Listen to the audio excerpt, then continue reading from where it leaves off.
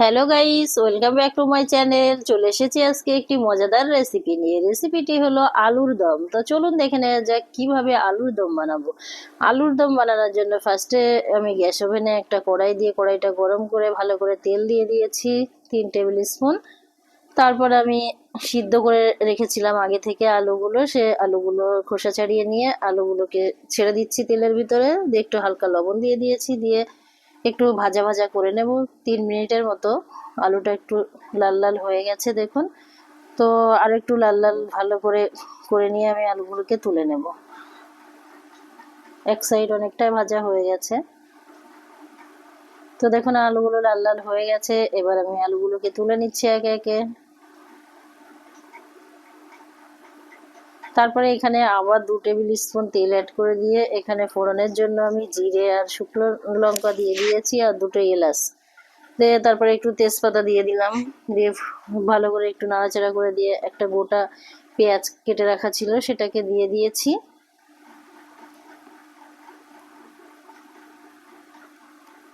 দিয়ে আমি একটু ভালো করে ভাজা ভাজা করে নেব পেঁয়াজটা।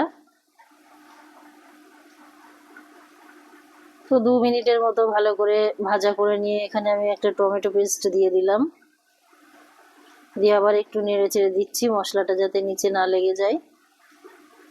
তো এটা আবার 2 মিনিটের মতো একটু ফ্রাই করে নিয়ে হাফ চামচ লবণ দিয়ে দিলাম। লবণটা আপনারা পরিমাণ মতন দেবেন। তারপরে এখানে রসুন আর আদা পেস্ট দিয়ে দিলাম 1 চামচ করে, দিয়ে এটাকে আবার কষতে দেবো। মশলাটা ভালো করে কষিয়ে নিচ্ছি। তারপর দেখুন এখানে 1 চামচ পোস্ত আর কিছুটা কাজু বাদাম আমি পেস্ট করে রেখেছি সেটা দিয়ে দিলাম। তারপরে 1 চামচ টক দই দিয়ে দিয়েছি। তারপরে এখানে কিছুটা লঙ্কা গুঁড়ো দিয়ে দিচ্ছি 1 চামচের পরিমাণ মতো। তারপরে 1 চামচ ধনে গুঁড়ো দিয়ে দিলাম, দিয়ে মশলাটাকে আমি ভালো করে কষিয়ে নেব। আর 1 চামচ হলুদ গুঁড়ো দিয়ে দিলাম, দিয়ে মশলাটা যাতে নিচে না লেগে যায়। তারপরে এখানে ভেজে রাখা আলুগুলো দিয়ে দিলাম, দিয়ে এটাকে ভালো করে এবার কষিয়ে নেব।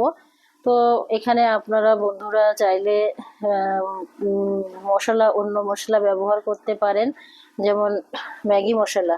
তারপরে এখানে আমি কিছুটা জল দিয়ে দিলাম 1 বাটি মতো, দিয়ে এটাকে ঢাকা দিয়ে দিলাম।